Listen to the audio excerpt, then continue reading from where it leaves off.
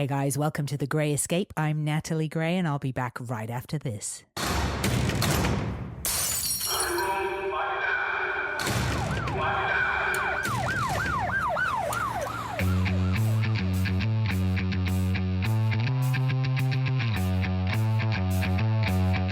Super stoked about today's show and our very special guest, Cary Odes, one of the top comedy writing instructors in Los Angeles, as well as a veteran, seasoned pro comedian himself. And I'm extra stoked. Why? Because we are going to get to time travel.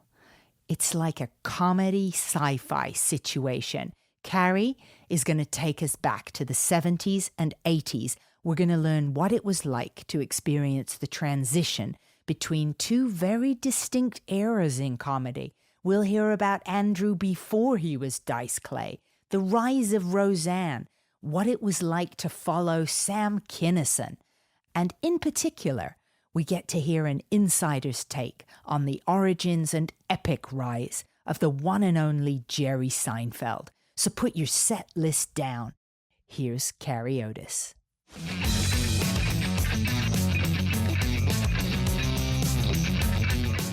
So hello, Cary Odes. Hello, Natalie. So it's great to see you. Lovely to have you here. And for those listening, Cary and I go back, I think it's got to be about 10 years since I first took a workshop with you. That's my reckoning as well. Yeah. Yes, yeah. So now that I've just aged us a little bit, let's have your version of how you got into stand-up, because everybody's got a unique story of what drew them into stand-up comedy. So how are you in this crazy I think world? you have to start back in somewhere around fourth grade. Okay. And I met a guy named Joe Hoffman, who was really funny, and we were in Hebrew school together. And we just made each other laugh a lot, and that went on till like all through high school, and I didn't realize how rare that was till I went away, and then no one got me and my humor the same way we had been together. And it was like 2 years of college, and I realized that was rare, and I didn't know it. So I came back to Chicago to finish up college, and I said to Joe, I'm writing down everything we ever say from this moment on. And I carried a notebook, and I just started writing down everything we did that was funny. And it just filled up this notebook at parties, and I didn't care if I was drunk, I just write it down. And it filled up into something, and then it was sketches, and then there was a grant I could apply to at college, and they said, yeah, you want a grant? And I went, yeah, here's a play I wrote, which wasn't a play. It was a sketch that I said was part of a play. And then Joe and I had to write a play because we got the grant. And then we had to get a cast, so we went to Second City and asked Del Close.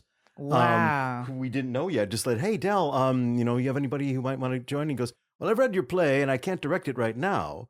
But why don't you join Second City's, the class program we've got? We jumped over a 2-year waiting list we didn't even know. And suddenly we're taking classes with Del for like a year there. And then we had a comedy group that wrote, we performed improv together with Del Close, doing Heralds in Chicago with a group called Del Close and the Control Group. That was his outside of Second City work. And then I had my friend and I, Joe, formed a sketch group, and then we toured the clubs in Chicago. Then I got tired of all the meetings and waiting for everybody to show up, and no one was as serious as I was. So I said, I'm going to try this alone. And I knew all the clubs already, and I knew all the comics because we'd been going on as a group. And so they said, oh yeah, you want to go on and do solo? What do you want next Thursday? Wow. So I told everyone, I'm going on next Thursday, so that as scared as I was about it, it would be scarier not to go up, because then everyone would know I'd bailed. So I just went up, and it went pretty good. Wow, right out the gates. Right out the gate. And then the second show was really good too, so I invited my parents to the third show. And it bombed. It was, and that's all they remembered for the next years. Like, Cary's ruined his life. He could have been a dentist by now. So that was that. Wow, that's such an interesting voyage to go from improv to stand-up. I find that really fascinating. So what was the process of generating the material? Did you kind of make it literally like a solo improv where you played characters and stuff? No, I had been writing with Joe and on my own for all my life, and I wanted to see if it was funny enough to sell. I thought I'd be a writer, and maybe I'd sell the stuff if it was good enough. I didn't realize how addicting performing on stage was. How that feedback from the crowd was just unbelievable. So I was sold on that. Forget the writing, I'm going to do this. But when it came to improv, that was more a way of expanding my understanding of what comedy was and how to create. It was like two different worlds. There was a lot of animosity between the stand-up and not among stand-ups about improv, but Del hated stand-ups at the time. And the fact that I was doing it, I kind of kept that on the down low from, I didn't want him to know, because stand-ups tended to be really bad at improv. They would mug to the audience. They would do the joke and ruin the scene. They just weren't doing improv well at that time. It was kind of a one or the other type of feeling among it. Although obviously there's plenty of stand-ups that do improv wonderfully. It just, at that time in that place, that was not revered. Yeah, I think there is a bit of a stigma that stand-ups have a big ego that they bring to their solo performances as opposed to improvisers. Just out of interest, you said about the feeling from the audience. Did you feel a difference between getting great laughs as part of a group as opposed to when you're by yourself on stage? Did you find it gave even a bigger thrill that it was just you up there? Wow, I never thought about that before. I don't think there's a sense of control of the moment when you're on your own that can be it can be empowering to just say, whatever happens, I can do this. It's a solo move. If I got myself in, I'll get myself out. But the quality of getting a laugh with a group was also, I think it was just as good, as long as you're with a good group. One of the things I hated the most was being on stage when, in exercises in class, sometimes you get somebody who just ruins the scene because they're not following the rules. And it's kind of like being in a leaky boat. No matter how hard you row, that person is a hole and you're going to go down. Yeah. Because there's no way around that. And I felt without a good group, it's a sense of recklessness and lack of control. Recently, I had the opportunity to perform with the Groundlings, some of their best people. And that was like being buoyed up. No matter what you did, it was going to be fine. Yeah. It's the opposite experience. You felt like you had helium on you. It's like, well, whatever's going on, we're all going to be fine. Yeah, I guess with improv, you really are as strong as your weakest link. Exactly. And my job is not to be that guy. Right. And so how fast were you actually working as a stand-up comedian? What was that little journey like? Did you have day jobs and stuff along the way? I had just finished college. I finished a few 6 months early. So there was that period where no one really expected much of me. And I was living at my parents' house because I had gone to school the last year downtown in Chicago at Columbia College. And I actually worked at CBS. My last year of college I was an intern, but I helped run the promotions department at CBS in Chicago. So I worked 40 hours a week, 50 hours a week. And they offered me a job at the end that I thought was over my head. I was scared of that so much. The guy who I worked for, John Miller, ended up running NBC. He was like VP of NBC for the next 15 years. He just retired recently. Monsterly, just in terms of talent and skill. Unbelievable. He worked 100 hours a week doing the job they offered me. And he lived next door. Oh my gosh. Wow. And I thought, and he's fast. He would write a commercial like that. And I thought, I can't do what John does. So it's a writing job. Yeah. That was writing and producing promotions. So I said, maybe I'll do stand-up. Yeah, stand-up. And you had some savings, I guess. I was living at my parents' house, and it didn't cost anything at that point. I I drove an old car. Parents, I know. And so I got a lot of... The Chicago Hysterical Society was the organization loosely named that was like Ted Holm and Ed Fiala were the kind of the parents of comedy there. They were the ones who'd been doing it for a few years, and they were wonderful. And if they liked you get on the list. I might work 5 shows a week. And after that, soon I was working like 9 shows a week within 6 months. I was getting plenty of time all over, and I was driving hundreds of miles a day, all over Chicago, coming home at 3 a.m. And soon I was getting gigs like opening for, musical acts, or I was opening for an Elvis impersonator at this huge theater in Indiana, where the dressing room was as big as the clubs I used to work. And like, oh my God, there was a lot of great experience, and within a year I was headlining in like the Comedy Castle in Detroit. Wow. Where I didn't know what I was doing. It's like 40 minutes. I think I can do that. Maybe if I tap dance. And what year are we talking around here then? That would be around 78. Wow, okay. 78 and 70. By 79, I was getting that kind of stuff. And there weren't that many comics out there. And if you were good, they just would try you. Yeah. And boy, you learned a lot. Yeah. Tons. I have a calendar I could show you from those years. It's just like checked off shows every night, 2, 3 sometimes. And you got a tremendous amount of experience. I had probably, 45 minutes of solid material that I could work with. Boy, the weirdness of it, though. I mean, we had to do everything. I performed at a veterans administration one time, and there were veterans from World War One in the show, and so you had to be able to entertain anybody. Yeah. And in the late 70s, comedy, like, it wasn't hip like it is now. Even the people didn't know what to expect. I remember going on to that veterans gig and a police benefit where a drummer from the band stayed on to do rim shots for the comedians because they thought that's what you do. They've been trained in the last 30 years of doing that. What does that mean, doing rim shots? Literally with a actual... Yes, with a drum. They had a snare drum. They'd be behind you on the stage. Wow. And whenever they thought it was a joke, and that happened twice that year in about 1979. Like, man, the comics, we were not doing one-liners at that time. So there's really nothing for them to do. It was really kind of... Yeah, that must have been shift it must in style. have been a little bit daunting for the comics. Yes. I know Mitch Hedberg, he used a musical instrument in at least one of his albums. He had someone with a bass doing almost the punchline music to his jokes with a bass guitar. But you just don't hear that now. Hardly ever you hear someone punching. If I was aware of it and planned for it, I think I could write jokes that might work for it. But it would be more like a weird homage to it than really planning to write your jokes that way. And that was such an era, a burst of great talent coming out, especially of Chicago. Who was some of the people that were in your circles that were moving up the ranks with you?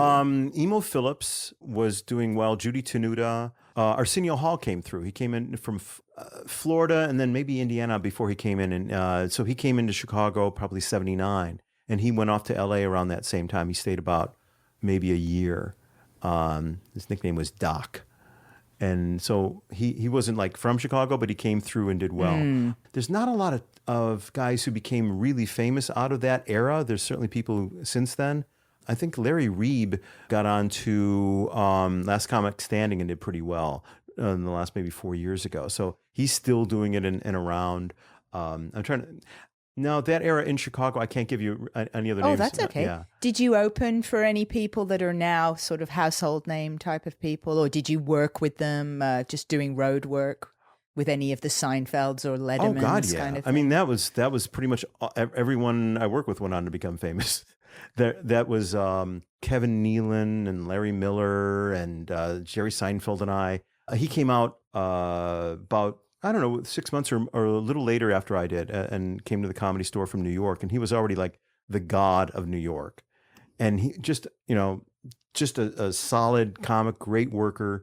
And it happens his birthday's near mine. So like Joanne Deering had a birthday party for the both of us in like 1980 or 81 or something like that. It was like, but we were just, it was obvious he was on a different trajectory, but we were all getting the same spots in the beginning. Dennis Miller, he kind of made it while you watched him. You just go, wow, that's funny. And then other people, wow, that's funny. So you start at the bottom, and then some guys were rising up justifiably quite quickly. Yeah. And what does that feel like? And what are the signs when you start to see, okay, this person's on a different trajectory than me? What are the little clues that start to show up when you're working with someone and you've come up the ranks with them, and then suddenly there's a shift? Some of it is like how well they do in their first TV shot, what buzz there is, whether they get representation or not. And to me at that time, it was a little bit of a mystery. I kind of floated around thinking, well, I'm getting spots every night at the Comedy Store. Somebody will find me too. I didn't realize what the difference was. And that's one of the things I try to do now is help people who are starting, like, know what to do. Right. Because everyone thinks as soon as I get at the Improv or the Comedy Store or the Laugh Factory, I'll be made. And that's so far from the truth. You have a period of time that they'll be allowing you in there, and you have to make that work. And one of the things that I didn't do back that a lot of these guys did is they had a much more recognizable character. They had something that was unique about them, other than just a lot of us were doing kind of this Jerry Seinfeld on a lower level observational comedy because it was so easy. You just kind of, yeah, whatever. What else did I think of today? It wasn't about building a brand or an idea or some sort of theme that go, that guy does blah. Like when Sam Kinison came out, and at first you knew there was something amazing and unique about him, but it wasn't something that you knew was going to be marketable right away. I mean, not everybody knew what they were getting. Mitzi we were all working the Comedy Store together, and I would sometimes work after him. Like, you go on at 11:30 after Sam has just screamed his life out and bled on the stage. You can't really go on and go, elevators are interesting. Right. You have to reach a little deeper to try and match that. But not everybody was ready to hear that. I remember one time we were both working in San Diego. I was working at Mission Valley and he was working at the La Jolla Comedy Store. So I went over to see his set and the room was empty. And I thought, wait a minute, it's only like 9:40. And I think it was Sandy Shore, Mitzi's daughter, said, what's going on? What happened to the show? Oh, everyone left. Because Sam had gone on and started screaming and La Jolla was not ready for that. Wow. And just the room emptied. Wow. So that was such a stark contrast to what later became, how well known he was and accepted for doing that style. I don't think San Diego was right for that at that time. Yeah, just probably not the ideal early venue for him. No, but you watched everybody figure out what they were going to do. People like Dice Clay. He wasn't the Dice Man. He was Andrew Clay when he came out. And he was down in La Jolla too. And he worked the Comedy Store a lot down there. But he wasn't doing that character. How did that evolve? I've heard his wife was instrumental in that. It could be because it seemed to happen like overnight where he was doing like comedy, and he would end with the song. He would end with The Greatest Love of All. Which, is very sweet and heartfelt. And that was how he was doing things. And then did he do it sincerely, the song? Yes, absolutely. Not a funny song. No, I swear there's a lot of comics really wish they were singers. There's a lot more than you would think that used to end with music. I mean, like full-on stuff. Wow. But you never those crossover. One time at the Comedy Store, I missed it, but Stevie Wonder came in. Stevie Wonder was just in. Like, really? What did he play? No, he did comedy. What? Everybody wants to do the other thing. Did that really happen? Yes, it really happened. Good grief. How did he do? I assume okay, but I don't think he continued with it. I don't think it worked out. No, I guess not. Do you think, you mentioned about branding, and branding became such a buzzword, probably over the last 20 years, and we're talking about a time frame with you before that. Do you think it was in any way a conscious decision of somebody like Jerry Seinfeld to have this brand, or was it really just that was his total instincts at work, and it just was really lucky that he had it right? Well, I don't know if I would use Jerry as a example of branding. I think of someone like Roseanne Barr who came out, and all these guys. If you talk about who did I work with, like it's everybody from the 80s and 90s. That was, we all knew each other. These are in your phone book. These are people, So when you think about Roseanne Barr, you knew she had something in a brand, in a style. I am a domestic goddess. She had that, the housewife gone bitter. And that was her thing. Jerry, in my estimation, resisted that and just did his own style of observational comedy. But what made him different about it was he did it at a level that was beyond anybody's ability. When he was done talking about a shower, being in the shower and everything about the shower, there's nothing left to do. He had eaten every crumb.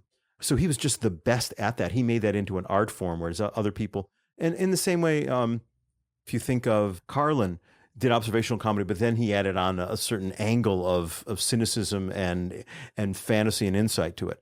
Jerry just kept it with observational. And I don't know if he ever would have been as famous as he was, even though he deserved it. It was always that, you don't know who Seinfeld is? He's done 15 Tonight Shows. You don't know? That's how it felt when you were trying to describe Seinfeld to the general public. How many more do you need him to do? And it's when the show happened, when he got his show, and even the first year that didn't happen, in my memory of it. Right. It was just, 6 episodes, whatever he got, 8. Yeah. And then it became this phenomenon. And then everybody started talking about him. Once the show became a thing, then he became a god. There was this amazing show, and that was it was like the Breaking Bad or the whatever, everyone, whoever you met, go, did you see Seinfeld? Right. That became the thing. And then they went back and discovered his comedy. That's my take on it.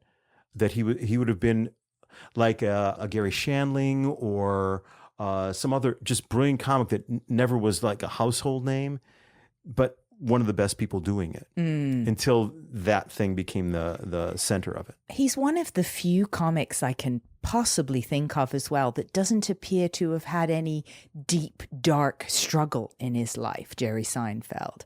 Because most comedians I think of, there's always this dark side, there's depression or some sort of addiction in so many people. Sure. And here's Jerry, who seems like he could be your neighbor with a new car, and that's what you talk about. Yeah.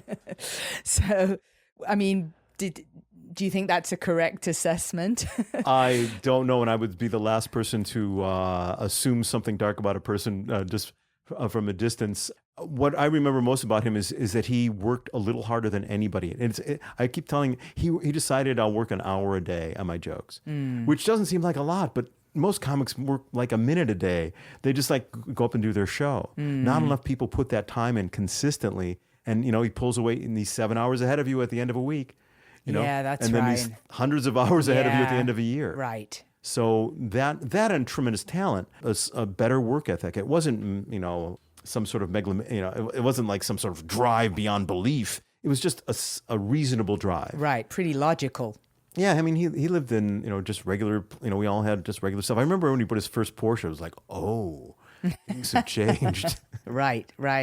And what was he like? Was he well liked? And I'm assuming he was tremendously respected as he was coming up the ranks, just for his craft and dedication. Yeah, I mean, he would hang with like Larry Miller and Lucy Webb. There's certain guys that were like that was their group. I wasn't like on the one of his best buddies or anything like that because I had other best buddies. Right, like Emo Phillips. Emo Phillips was not out in LA at that time. He was out in Chicago. I became like a crash pad for Chicago comics would come out and stay with me. Paul Kelly, a Chicago comic, was always just a brilliant. He was like a mentor of mine. He was older and just so much more funny. I learned a lot of stuff about comedy from him. And then there was a guy named James Wesley Jackson who he taught us like these basic tenets, like always listen to a heckler. He may have something to tell you. He might just be saying your fly is open. Right. Listen. Right. Yeah, that's Don't right. take it as a thing, just, oh, thank you. Oh, your microphone is off. Oh, thank you. I never thought about that first. Did you ever have a heckler say something useful to you? Let's see. I'm sure. Was your fly ever open? Yes. After a TV show, I went to the bathroom and realized, I've just performed on television with my fly open. Oh, really? But that was in the day of long sport coats and baggy pants. Okay. It was not. Was not apparent, but I know I've done it. Yeah. It's the closest I've come to flashing. Yeah, that's interesting. Every heckler is teaching you something. Sometimes they're teaching you need to learn how to put a heckler down, or they might be teaching you that you can't let that space open up. You can't show that much vulnerability that they'd think, hey, time for me to come in. Yeah, that's right. So you learn. They are a lesson in the way that any irritating person in your life can teach you a lesson. They teach you, hey, fill that space well. Fill your responsibility at the mic well, and 90% of them never show up. It's when you flounder and you show tremendous weakness, that's when they start to feel like, hey, maybe I get a shot. Right. Were there some close people in your circle, female comedians? Let's see. Well, Judy Tenuta from the start in Chicago. There was a comedy duo in Chicago. I'm trying to think in LA, a number of them. There was, as I mentioned, Joanne Deering, Lois Bromfeld. Some of these were not they're not all my best friends, but these were people that were like in the thing, and they were good people to me, like nice at bringing you into their home and literally like being like a den mother. Yeah. And that was always very helpful. They were a little more nurturing to us. They helped form the community. But oddly, years into it, maybe about 4 or 5 years into being in LA, Pam Stone moved out from Atlanta, and she became a great buddy and still is, and brought more good things into my life than my managers or my agents. More good comedy things came from her. I got a writing job on a TV show, writing jokes for. It was kind of like being on the Dick Van Dyke Show. In other words, in the writing 20 jokes a day for a game show. We had to like sit in a room and it's like, what do you got? What do you got? Okay, give me some more. What show was that? That was called Wordplay. It was like the dictionary game, that where you make up fake definitions. We just sat around when the other room got a joke, Houston, we have a joke. And damn it, they're ahead of us. And we just worked our butts off and wrote jokes for 8 hours a day. I got that from her. That was a lot of fun. And also tours, went to Europe with a Miller Lite tour doing Navy and Army bases. And that was because Pam got it for me. And Pam had started years after I did, but she was dating Rick Overton and came to LA to try her stuff. She worked at the club in Atlanta and then said, let me try this. And she came up to me one night at the Improv and said, I'm going to be your new best friend. I went, okay. Yeah. And, she just decided, let's be sociable. And that was very cool. There were really solid female comics back then. Emily Levine, who I don't know if you know who she is, but she's very smart, very funny. She was like of the, the hierarchy. She was doing well even back then, doing TV and stuff like that back in the early 80s. There was a phenomenon that, at least to me, was at least available in the same way they would, you could have a musical act or have a woman. It might not have always been fair in the way they thought of it, but it afforded you an opportunity. And I would think of Pam from that perspective, because I saw her get a lot of things that I might not have gotten because I'm just another guy. Right. They need a third, let's go for a woman. Yeah. But the deal, and I watched her do it among many other women doing it as well, if you nail that, if they open the door and then you just blow it open, then you get much more out of it rather than just, I'm here and I'll do my the regular. If you exceed their expectations, then a lot of things can happen. Right. So if you work hard, you can take that kind of perfunctory opening and really make it happen. I don't know if it's still the same these days, but there was certainly plenty of women that I worked with that were all pretty much on the same playing field. If you were funny, that's what you get. What was Roseanne like on the circuit to work with? Roseanne always, everyone was just fine. There was not drama from her or anything like that. She moved out. She was down the street from me in West Hollywood she moved in with her husband and her kids.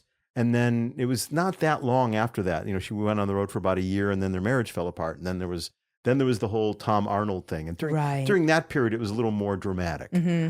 Well, I think the media likes to jump on and make it dramatic as well. But there were times when they would come into the club and they're here. And then you have to wait an hour while they do a show together and all that stuff. And it seemed a little overblown a little at that time. But one of the things about Tom that I've heard from everyone is that he treated all his buddies, just like gold. He's a real straight shooter with that. Yeah, I've heard some great things about him too, that it was him who took the lead to do an intervention with Chris Farley. He literally told him, "Hey, Chris, you're going somewhere," put him in a car and drove him to a rehab, right. So clearly a very good friend, a good person. Yeah, and some of these people, in terms of drama, they were being influenced by, there was a machine. Once you got your own TV show, there's a particular production company in the Valley where they would give you anything you wanted. Soon you had your own house on the studio, and soon, it's easy to get full of yourself if somebody's willing to enable that. Was that Carsey Warner? It might have been. I'm trying to think. I think Marcy Carsey was one of the people instrumental in quite a few people. Well, in Cosby, she mortgaged her house to make the Cosby pilot. Wow. Yeah. So she had something that I believe is not available anymore, where she had the ownership of the show and therefore made staggering sums of money and partnered with Oprah Winfrey to make a network. And whereas these days the network would own the show, but because she mortgaged her house to make that pilot, she owned. That's a brave move. Yeah, it is. And glad it paid off for her. Because as bad as the news about Cosby is now, that still was an epic show, and really, I thought did an amazing thing for people at that time. Yeah, it's hard to see it deconstructed now. It's like, oh, damn, it's hard to see it come out with someone who's been such a family-friendly figure. Mm-hmm. It's a hard pill to swallow. I never would have guessed that was coming. I guess we can't assume. We assume that if A and B are great, then everything we don't know about is equally good. Yeah. We don't always know. And maybe we can't deify a person because they're talented or they do some good work. I mean, it may be life is not that simple. Now, getting back to Roseanne, and I remember watching the show, and about two seasons in, I don't watch a lot of TV, but when my TV is like at 11 at night when I came home from a show, I'd watch whatever's on reruns, and I started watching Roseanne and going, my God, this is incredible TV. This is important stuff. They're dealing with stuff that was important for people to hear about, their family discord and addiction and all sorts of stuff. They're doing it in an amazing way. It was like the All in the Family of that era, 10 years later or so. And I just had tremendous respect for what they were doing as almost as a benefit to the community in a way. Not only was it funny, but I thought, this is great TV. Yeah. There's an integrity to it and a meaningfulness for viewers. It's you don't know that somebody has all that in them when you just see them do stand-up sometimes. You're like, wow, that really unwound into something interesting. Yeah. You mentioned about how a year into her fame, her marriage had fallen apart. And I believe you were married yourself. Oh, yeah, but that was much later. I watched everybody get married and have problems. Thought, well, I'll never do that. I'll study hard and pick the right person and wait until it's just right. And then, no, you can't do that. Whenever you get married, I got married at like 40, and I was just as stupid as somebody got married out of high school. And I mean, I had to go through all the same stuff. I ended up, divorced in a couple of years and sleeping on couches, just like all the people I hoped I wouldn't be like. Oh. I mean, with Roseanne, we can all hedge a guess that something to do with her fame and lifestyle changes impacted the marriage in an unfortunate way.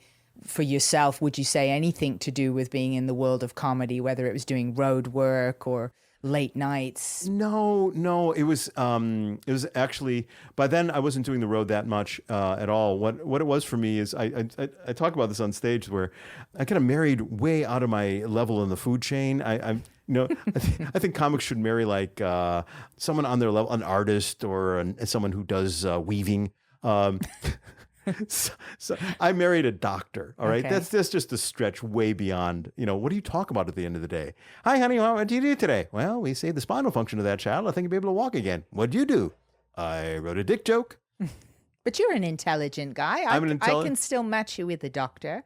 I don't see. You would think. It's just the problem is that sometimes I think this is a trap that I feel for women that I have a lot of empathy for, that you might think, oh, well, I'll make the money and he'll just be, what he is. And then sometimes you feel like, well, who's taking care of me? What happens if I get sick? Right. And that kind of clicks in on an unconscious level. You may not have planned on feeling that way, but suddenly you're going, what is this bum doing in my house?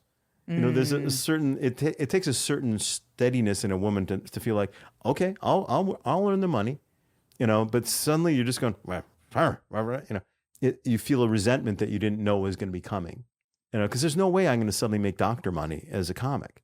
Well, I suppose you could always land a TV show. I could, but that's quite a dice roll. Yes, it is. Hey, honey, you like me now? Right. Here we go. There's 32. Here goes the marriage. She must have known this getting into it, though.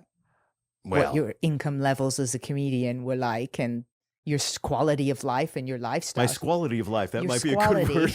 That might be the good word. No, I was actually doing pretty well a long time, much better than most. I had friends who were lawyers I was loaning money to because I lived within my means, and I had actually pretty good savings, and I was doing okay at my level. You never know what a person's going to think. I do.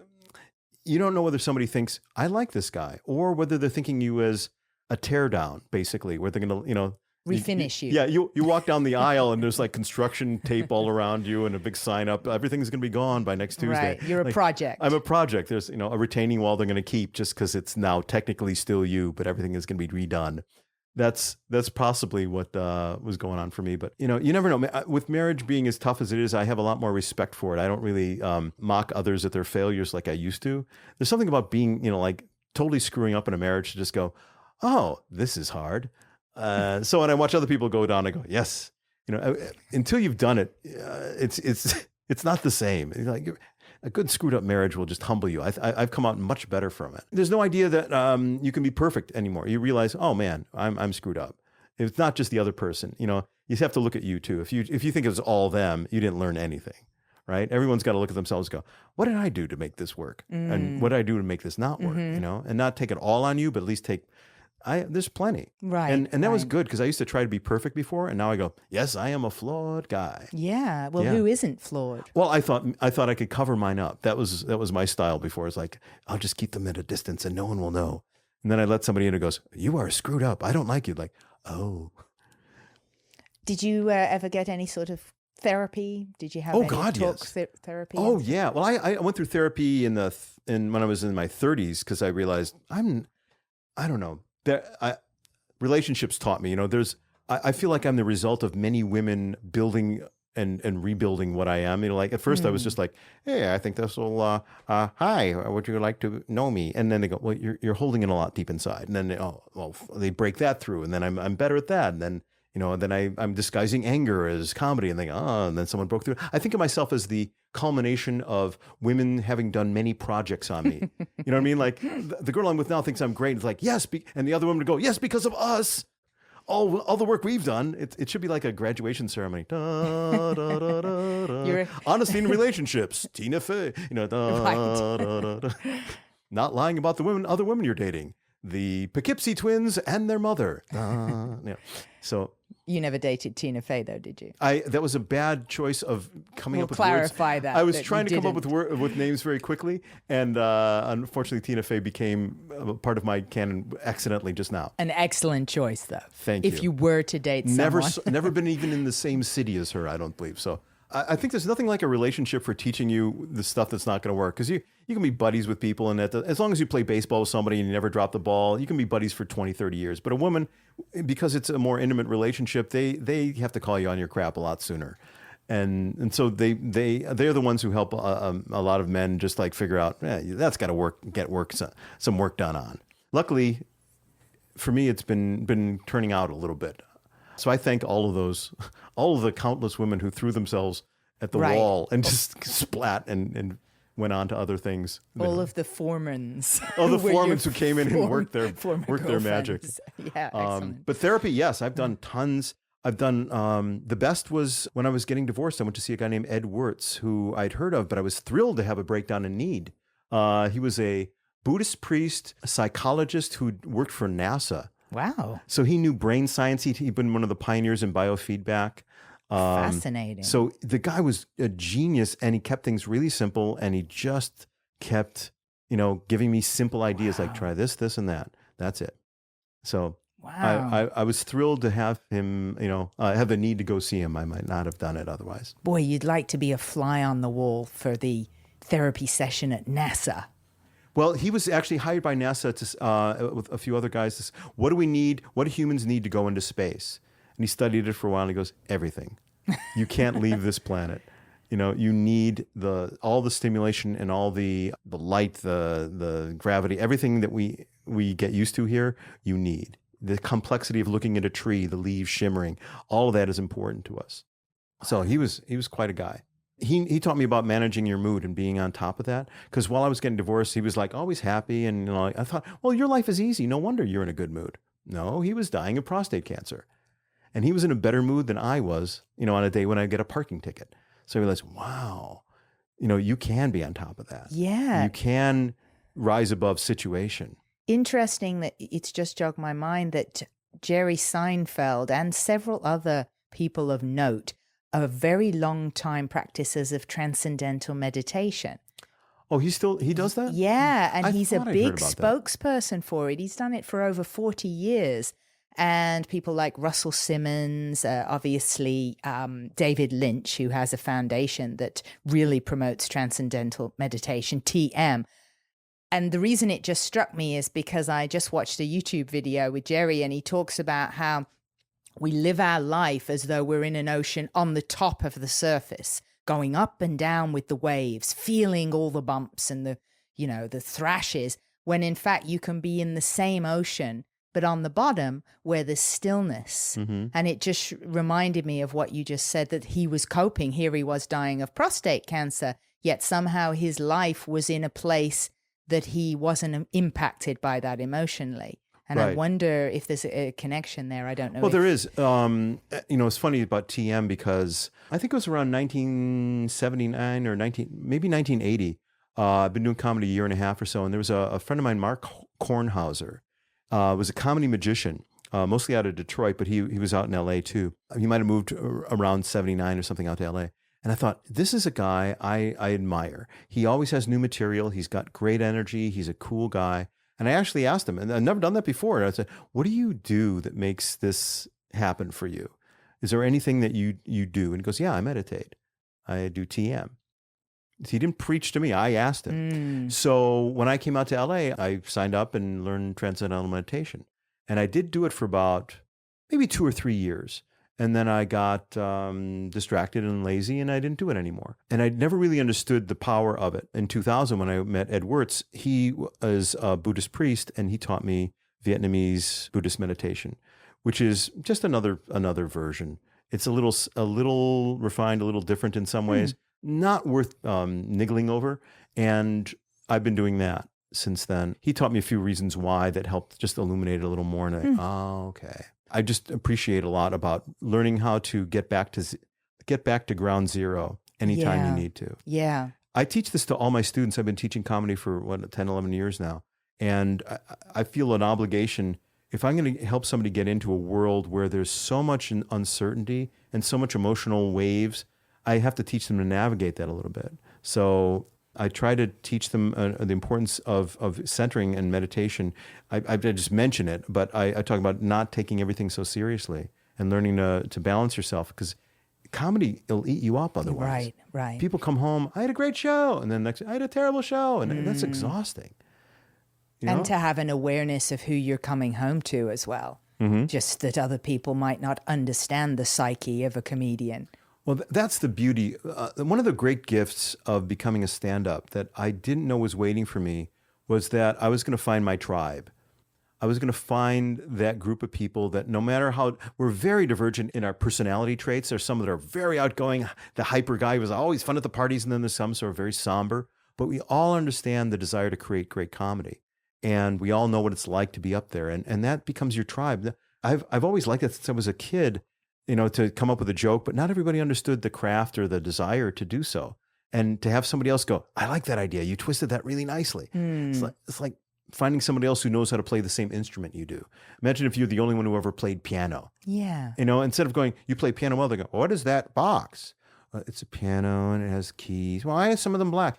With another comic, they know exactly what you're doing. And you can have discussions about things that have been going on in your head since you were a kid. In terms absolutely. of like how to craft something or why that's funny and why that isn't funny.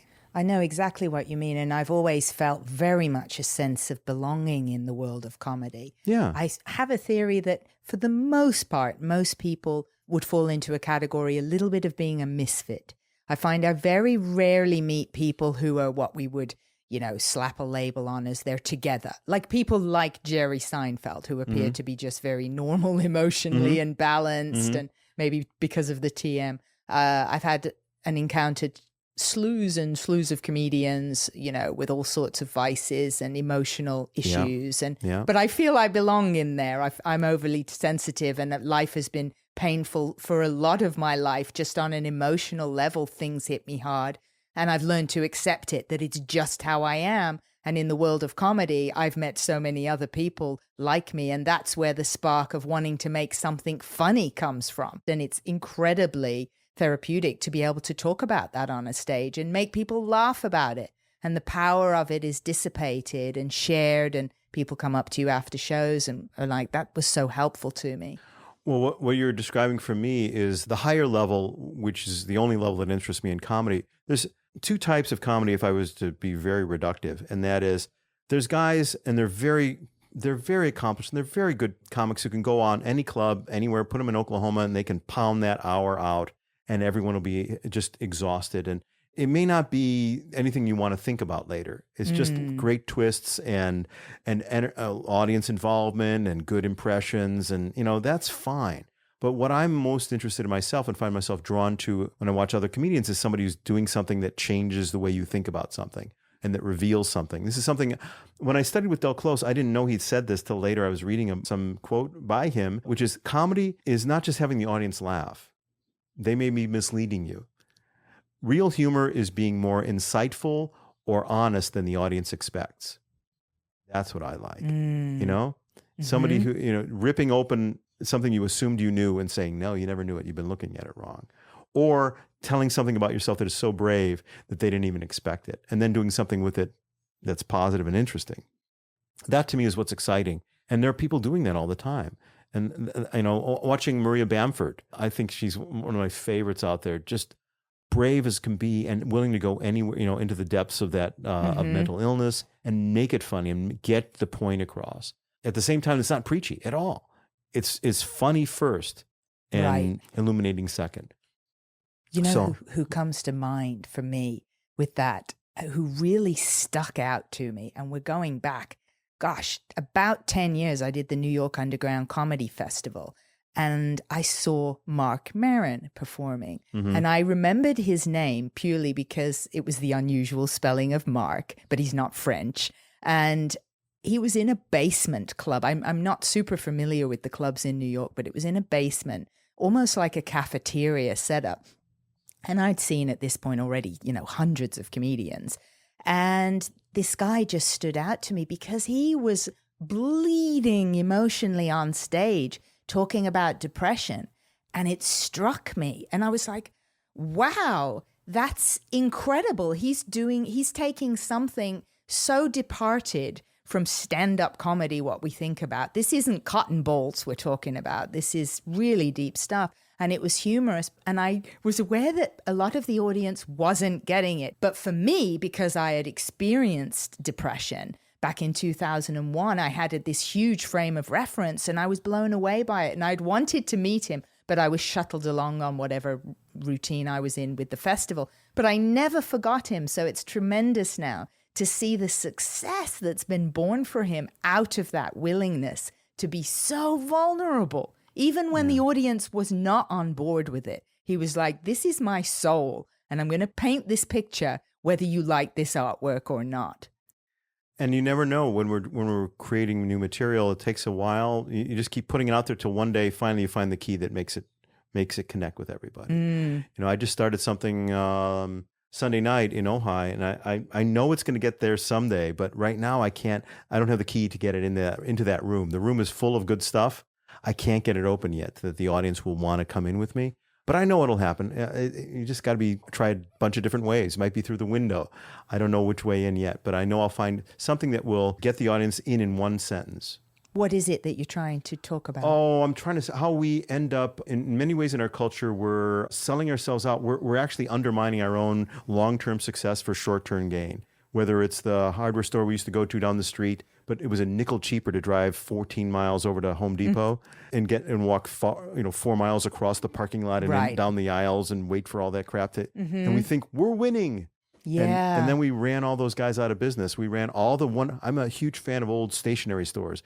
All of them gone. There's not one left because we all go to Staples, which is full of indifferent, untrained, I mean, nothing against the individual people who work there, but it's not like the old days when you go, oh yes, the Parker 1601, we'll have that in 4 days, Yeah, I know exactly what you mean. With dusty old boxes, and they could have unusual stuff because they weren't a huge mega corporation. And now they're eating each other, the Home Staples and Office Max and Office Depot, they're all eating each other till they're just one place. And right. Just pen, go buy pen. Yeah, that sounds like a great premise. It eventually will be, but you got to make sure they're in. The problem with a lot of comics when they're starting out is they have an idea and it's their comedy bus and they don't make sure anyone's on it. They just drive it away and they're talking all like there's someone in the bus. There's no one on the bus with you. Stop the bus. Well, let's talk a bit about that because I know firsthand you're a great comedy instructor and I love that you have this background that you bring to your work of a knowledge of psychology and a deep caring of people and the psychological makeup of people. You aim for those higher tiers of comedy. I love that about you. So when you have people in your class, where do you even start from?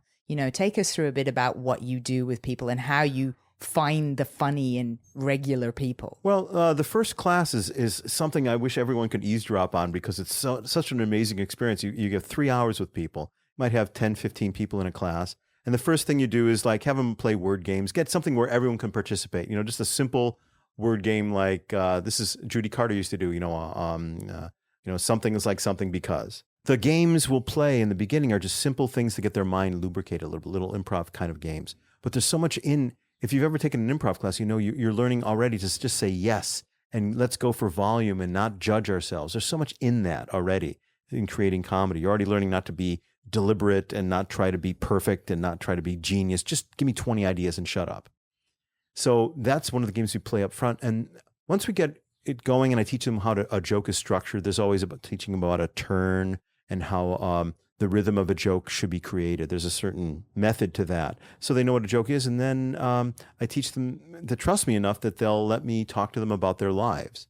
Because I'll tell them that doing observational humor is not going to do it. A lot of them have this idea like, I'll talk about dogs that are different than cats or airport food And no, there's a million people who have gone before you. I'm sorry. It's not 1972. You're not going to become George Carlin talking about this. So what you have that's unique is you in your life. And in the second half of the class, we'll just talk to them about what's going on in their life. And I apologize. I said, your life can be great, but that's not good for comedy. Tell me what sucks. If you're married and you have great kids and the house is beautiful and you make a lot of money, that's not going to work. What's wrong? What isn't working? What isn't going to your expectations? That's where the audience is going to connect. You can't go, I make a lot of money, I get laid every night, good night. So you get into their lives and they trust you, you talk about it, and then you start to find a little theme and like, oh, I see, you will stick with something no matter what. Or you quit day one no matter what. Or you're the kind of person who just always makes trouble. And then you make that a theme and you find ways that their life story could become relatable to others, because everybody has something in their life that is very specific to them, but very relatable. It's either because it's just like everybody, like you're the super version of what everybody does. You know, a lot of you guys, you know, take chances. I'm the guy who takes chances every minute, you know, or I'm addicted to adrenaline or whatever that. We know about them. And then there's the guys we don't know anything about, like the guys who are the opposite of everybody else. And then they can be your tour guide into that world you might be interested in, but have never heard about. Like if a guy was an astronaut, we've all heard of astronauts, but none of us are. So we've had guys, I had a guy who was a rocket scientist, you know? Okay, we know about them, we make fun of them, but we don't know who they are. So he gets to be the super genius guy. How would you work then with him? Let's use him as an example. So you've got a rocket scientist. What next? First, think of it from the audience's point of view, not from his point of view. It's not like what he thinks of us. It's more like, oh, you guys all think, as soon as you hear rocket scientist, you think, oh, he's the guy who like loved math, or he's the guy who, yes, I am that. You know, you can dispel myths or just confirm them. Yes. Oh, you guys thought calculus was hard? It was easy. All right. I dreamt through it. I just took naps through it. We go with that to take it from the audience's point of view. I know what you think is a kind of a good guidepost. As soon as you say, I am blah, you immediately say to the audience, I know what you're thinking. You imagine this, which is a good way to bring them into your world through their impressions first. You have to imagine, what would an audience think if I told them this? Like for me, being a Jewish suburban kid, I go in front of a Catholic church and, you know, I go, hi, I'm Jewish. And immediately go from their point of view, not how it is for me to be here at your church. They don't care. I can't remember who told us this. Might have been Paul Kelly, who says the audience doesn't care how you got to the show. They care how they got to the show. You know, so you get in their head. What is it like for them to be looking at me? And you teach your comics, your own students, how to think that way. How do I look to them and describe themselves back? See what? Yeah, it's always effective, I think, when people say that line, I know what you're thinking, because I feel you put the whole audience on their tiptoes of, oh yeah, let's see what you know that I'm thinking. So you've hooked them immediately. Because their ego is like, oh, do you know what I'm thinking? You know, for so many guys, the first question is, do you have a physical or vocal uniqueness that has to be addressed right off? You know, like one of my students this time is French. You know, she gets on stage and doesn't mention she's French. Everyone's going, does she know she's French? She sounds French. Right. That's all they'll think about while you're talking about, you know, dogs versus cats. So you're not on the same track. You have to go, yes, I'm French. And then deal with that. You can always move on. Steve Middleman back in the 80s always thought he had no neck.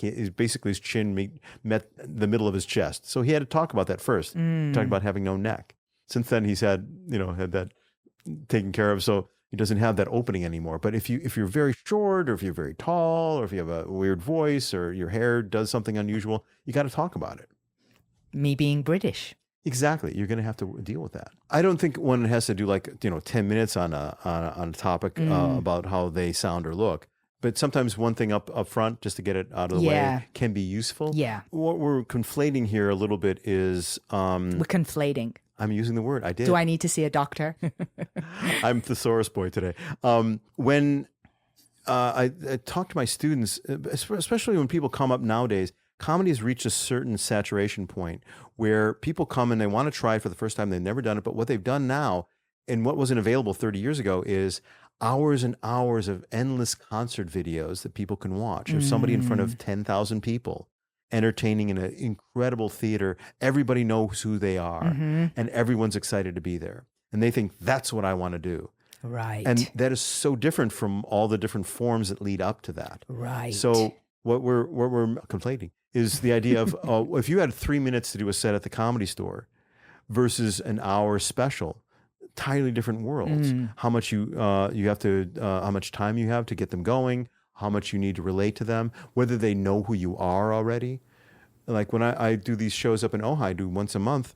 On the third Sunday of every month, I'll do a new hour of comedy, but everybody there has seen me for years. They know every joke I've ever written. So it's different than people who don't know who you are. That's an entirely different experience. You have to build a foundation as opposed to, let's see what's happened just today.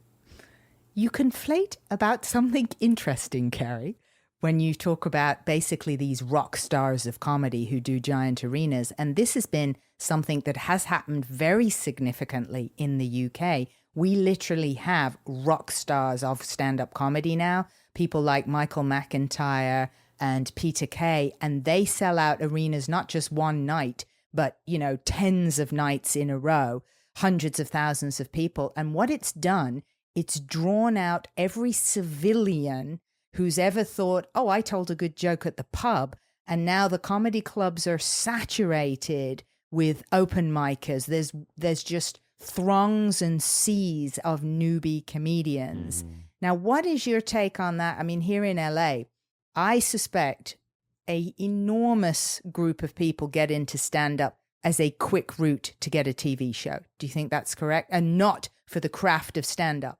They're told by their agents, hey, just get a 3-minute, 5-minute, 8-minute set together. You'll go up at the Comedy Store and a casting director or producer will see you and put you in TV. Oddly, in my exposure to that through, you know, people in my class, it's less than I'd expect. Maybe they don't do classes. Maybe they think they don't need it. And I don't go to as many open mics as these guys do. There's so much, there's a density of people doing open mics, some of which is a little painful to my ear. Just when you get really sensitized to something and you know every nuance of comedy go in and go like, oh, you're making terrible mistakes. And yet there's really good people out there. I went to an open mic at the Improv and was amazed by not only how good some of the people were, but the great support everyone was giving each other. So it's not all darkness and sadness out there. Even the Laugh Factory, I went there once to support somebody, and it was really quite good what they did for each other, what they created. I know that's a phenomenon to get your 5 minutes and then you'll be famous. Right. I actually think it's very good for anyone to learn stand-up right. Not to just do open mics, but to learn how to do it. Because as an actor, you learn how to connect with an audience on your own, just how you can do it. I think actors, like stand-ups, can make great actors. And they also make better writers. I've worked on a lot of sitcoms as warm-up. I would warm up the audience. So I've been to tons of tapings. And the writers I know of who are stand-ups make better writers because they know the joke has to be sayable. They know how it has to sound and how it has to flow. And they're much more refined in how that sentence is that the actor is given to say. It will sing because the stand-up has had to deliver it himself before. Right. And he knows when it's a clunker, damn it, I wrote a clunker, and they fix it. Whereas some people who have never had to deliver their own material don't realize how hard the actors are working to make it work. And it's like in Frisbee where you throw a bad throw, but the other guy runs and catches it and you're like, whoa, he made you look good. Like you meant that. Well, a great actor can make a kind of a clunky comedy line sing just because they're that good at it. But I think stand-ups, because they've stood behind their material personally, can write a better line that's easier to say. You don't have to quite do the gymnastics to make it come out right. Yeah. So I think it's great for writers to learn that and be up in front of an audience and do such. Whether everybody is just starting out, they need so many things. They need to have a real respect for the art form to take the time to do it well.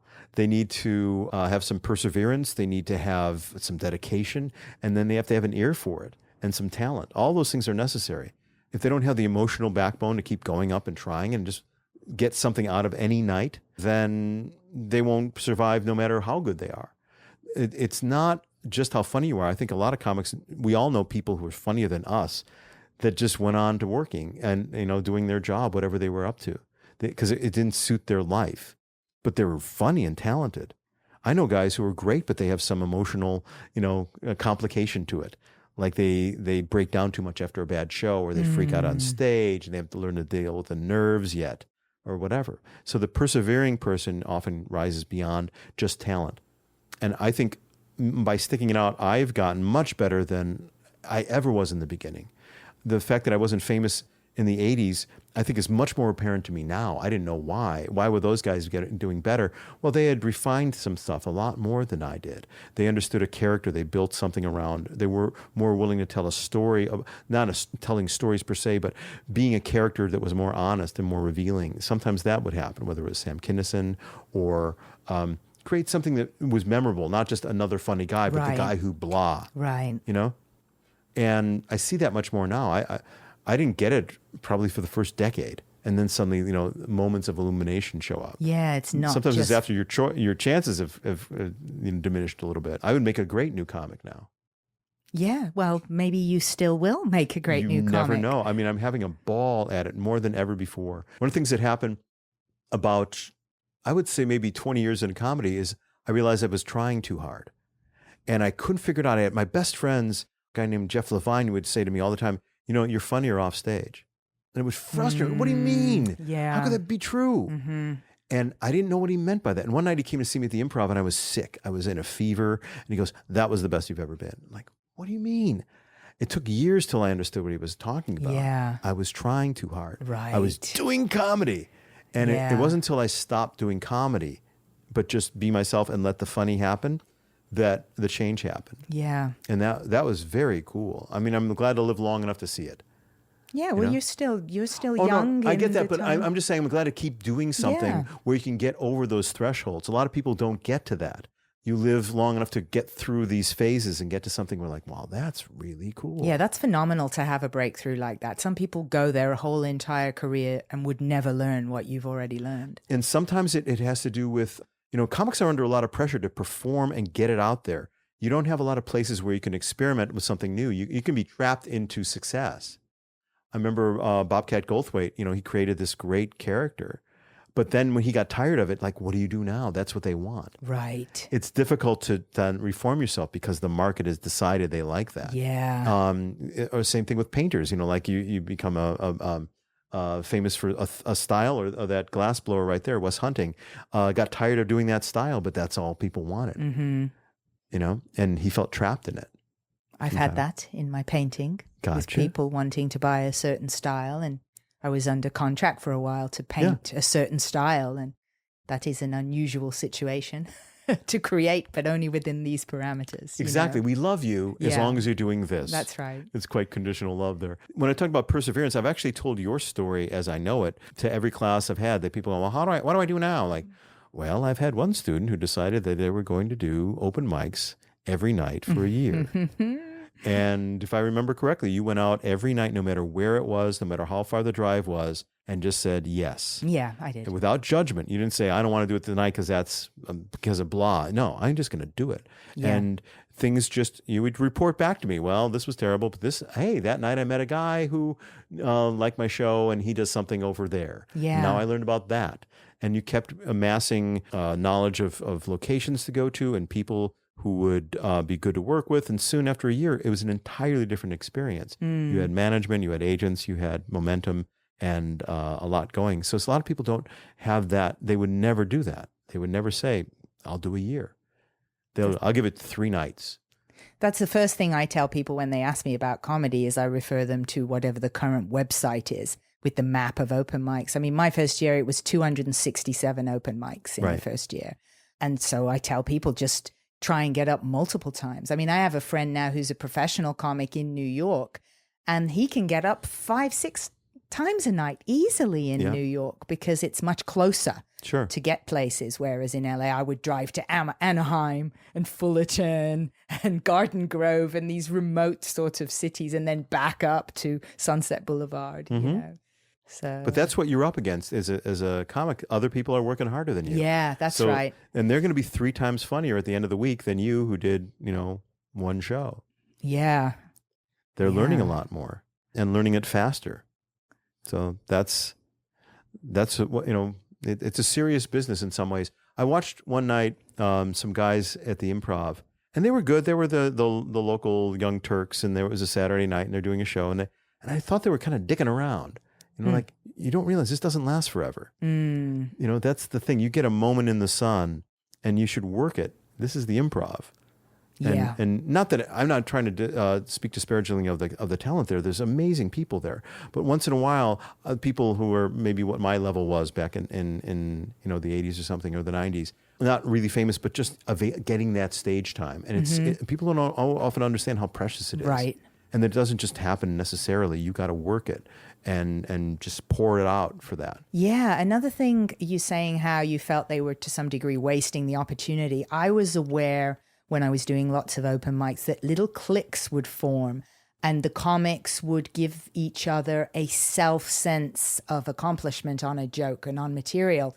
They would all laugh. They would just have a pact to laugh at each other really loud and forcefully, and which was a little bit irritating just because it's annoying if you hear fake laughter. But I also just felt it's not really helping the person on stage because it's a totally inaccurate gauge of their material to give a forced laugh to support your friend, There's so many ways to get this misinformation on stage. One of them, there was a thing that occurred to me. I think it was about my first year. I got to open at the Playboy Resort in Lake Geneva, Wisconsin. I opened for Lainey Kazan. Oh.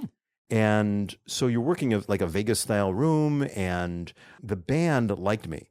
That's often a bad sign. You know what they call it, playing to the band, where the hip guys who don't represent the audience, they're laughing from behind the curtain. Right. Because they're ready to do the show behind you. That's not a good sign. You know what I mean? You don't want only the hip people to like it and the 1,000 people in front of you. Right. To go, So you got to watch out who you're performing to. But this brings up a point about modern comedy, which may be different than how it was 30 years ago, where you can get an audience that's quite refined, that likes your stuff. And that's totally legitimate now. You can get all their emails. You can be they can be following you on Twitter, and they'll come out and see you. It doesn't matter that Granny in Pasadena doesn't think you're funny, because she's not going to come. It's going to be all the people who already like you. So that's cool too. It gets into this very weird kind of subsects of comedy where, if you like Blah's style, you're going to love this guy. Yeah. We didn't have that, in the old days. You just had to perform in front of anybody. You had to be the first of that guy. Yeah. But you had also, you have to be performing in front of any groups of people, whether it's all Hispanic audience or an all retired audience or an all high school audience. Right. You had to have material that would work with any of those things. And we were generalists. And there are still guys who can do that, but others are very successful being very specialized into the people who like dark, sardonic humor with a lot of acid references. Right. You can create a career. Yeah, with that's that, right. And that was not possible before, or not normal, to be such a specialist. But that's totally fine these days. People watch you on the internet and say, That's cool. I like that guy. Hey, the guy who does, super political stuff. Or doll head humor. I love that. Yeah, exactly. Well, just perhaps to round up, one thing to touch upon with yourself, I just am so impressed. You mentioned casually that you're writing a new hour every month to play around with.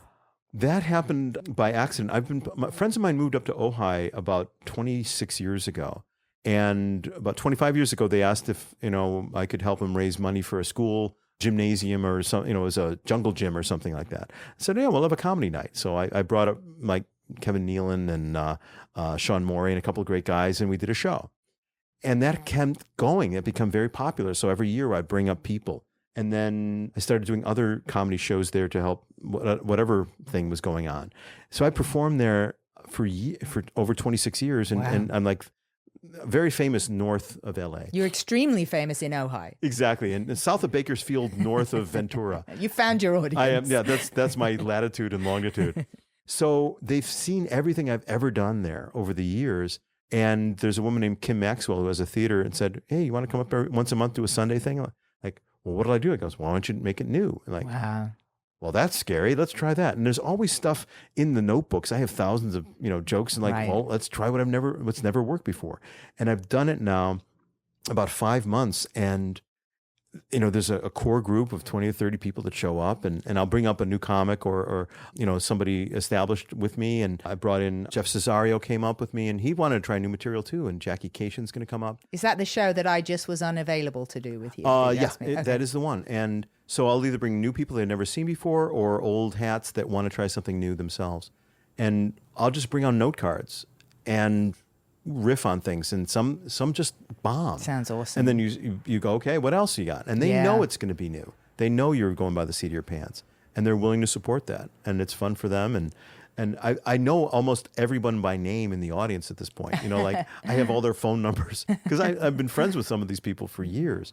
It's great to challenge yourself to do something like that, and it flies by, and it's usually it's always done well. I'm amazed. Yeah, I don't believe that. I don't believe I'm doing it. I'm saying it like somebody else, because when you hear about someone like Louis C.K. who does like, you know, an hour a year or 2 new hours a year, you think that's insane, but his are perfect. Yeah, it's remarkable. You know, his are perfect. What I'm doing is an hour that I would say I'm probably getting 15 minutes out of it that are solid, that I'm going to go back to. I've been doing also this other work with a group called the Tracking Project. I became like the comic on board for a wilderness training program. And back in 1990, I started working with them. And I go out about 3 times a year and entertain outdoors, you know, in a rainstorm. I've performed in caves during a hailstorm, and around campfires. And I do comedy about what we're experiencing out there and about daily life. And I just came back from one of those trips, and I'll do 3 40-minute sets in a week. Great.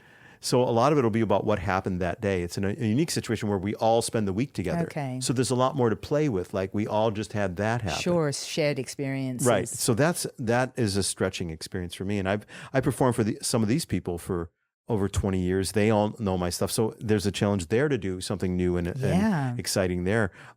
It's great to be pushed.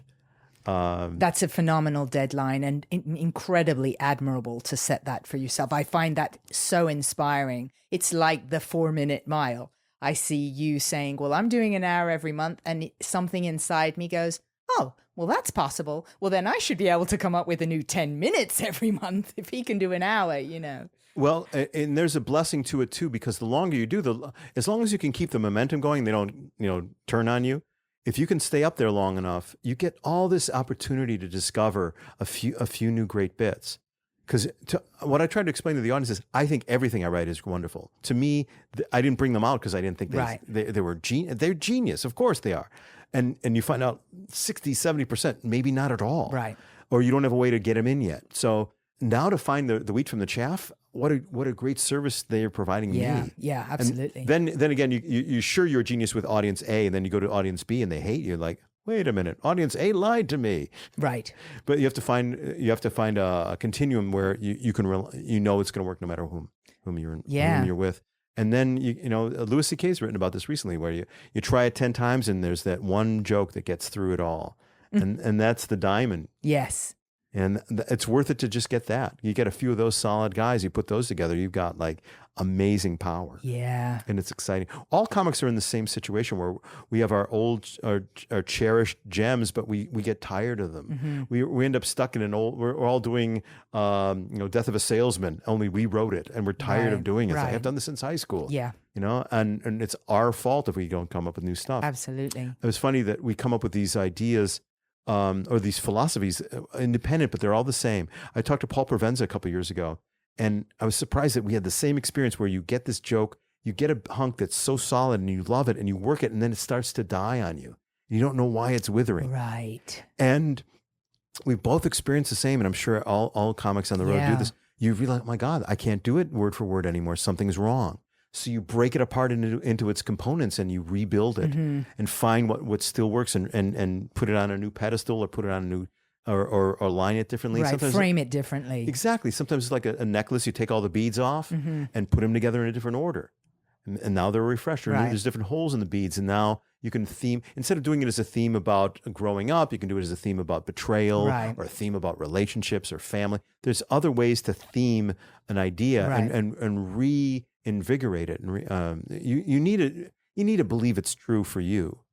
You know, Kevin Nealon does a great bit where he mocks the lie the comics tell. He goes, funny thing happened to me, let's say Tuesday. Right. Right. He just reveals how much a lie it is. Because the first time it happened, it really did happen Tuesday. That's right. But that's 5 years ago. Yeah. You know? Right.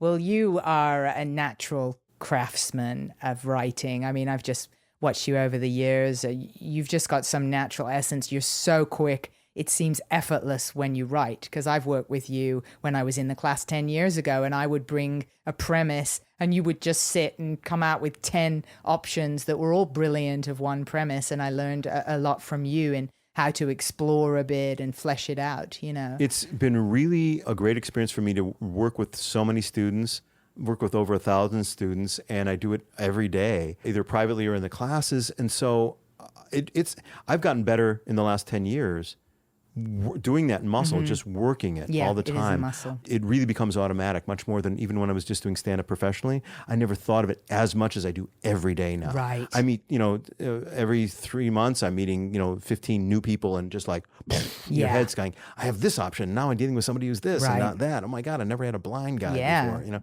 You're sharpening your own blade every day. Exactly. So that helps a lot. It really is something that the longer you stay in it, the more you develop these nuances and this understanding that becomes a lot more effortless. I couldn't have done this years ago. I don't think I would have had a clue. And plus the relationship with the audience, I can surf that now. Even if it doesn't work, if a joke doesn't work, I'm just as happy as if it did, because I can save that in a way that makes it a success anyway. Yeah, absolutely. So there's no sinking anymore. Right. I know ways to work all of the nuances of the experience. Right. So I'm not going down. I've got a buoy on me of just like whatever happens to churning left or right. I don't care. Yeah, the failure of the joke becomes the gift and the hilarity of the set. Yeah. So once you get that, it's freeing, very freeing, and it makes it even more of a joy to go up there, because you're not doing it on the condition that it goes well. Right. Well, I wish all these things for all the comics out there and all the aspiring comics, just to get past a lot of the old style limits of like, I better do well and I better try really hard, and like there's so much. There's a way to flow with it, understand the craft, but then make it effortless. Mm-hmm. Putting the time in will help get you there. That will do it too. Yeah, that will do it too. Cary, it's been delightful speaking with you. Natalie, it was a pleasure. And thank you so much just for sharing all your insights. And people, what's the best way for people to find out about your upcoming workshops? The class is thestandupworkshop.com. Okay, brilliant. All right. And you can find me on Facebook if you like. Cary Odes, CaryOdes. Perfect. And I'll make a mention of that too on my website. So thank you, Natalie. And we look forward to catching up hopefully soon. Great. When you've had your new 10 hours of material, I'll come to the Cary Odes marathon in Chicago that will be 3 held. days of comedy. Okay. Cary Odes.